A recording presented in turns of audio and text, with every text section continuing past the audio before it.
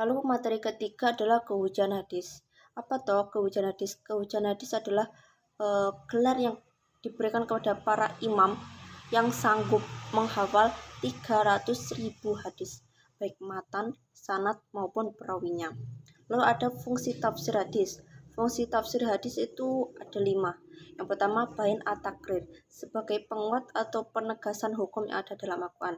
Yang kedua, bayan at-takyid, ayat-ayat yang mutlak dengan sifat keadaan atau syarat-syarat tertentu.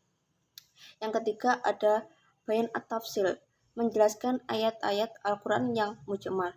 Yang keempat adalah bayan at-taksil, yaitu mengkhususkan ayat-ayat Al-Quran yang masih bersifat umum.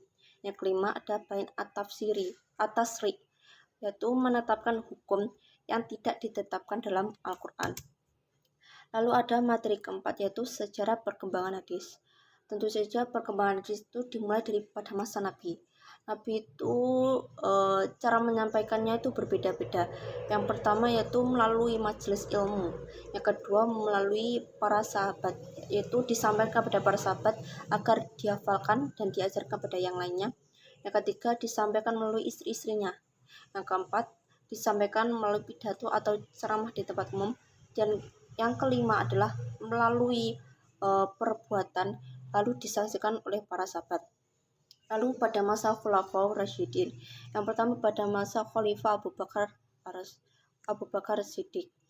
Ini pada masa ini tuh hadis periwayatannya masih sedikit karena ada beberapa alasan. Alasannya pertama adalah Khalifah Abu Bakar ini masih disibukkan sebagai jabatannya jadi khalifah. Yang kedua adalah pada masa ini hadis tidak terlalu dibutuhkan, periwayatan hadis tidak terlalu dibutuhkan. Yang ketiga adalah jarak antara meninggalnya Khalifah Abu Bakar dengan Nabi Muhammad itu dekat. Lalu yang kedua ada Khalifah Umar bin Khattab. Pada masa ini Umar bin Khattab melarang para sahabat untuk memperbanyak periwayatan hadis. Maksudnya melarang ini bukan tidak boleh meriwayatkan hadis, tapi untuk lebih berhati-hati dalam meriwayatkan hadis, mengingat jika nanti ada orang yang masuk Islam lalu sulit membedakan mana yang Al-Quran dan mana yang hadis, dan kata lain agar lebih fokus terlebih dahulu kepada Al-Quran. Lalu yang ketiga pada Khalifah Utsman bin Affan, periwayatannya pada masa ini sudah lebih banyak daripada khalifah sebelumnya.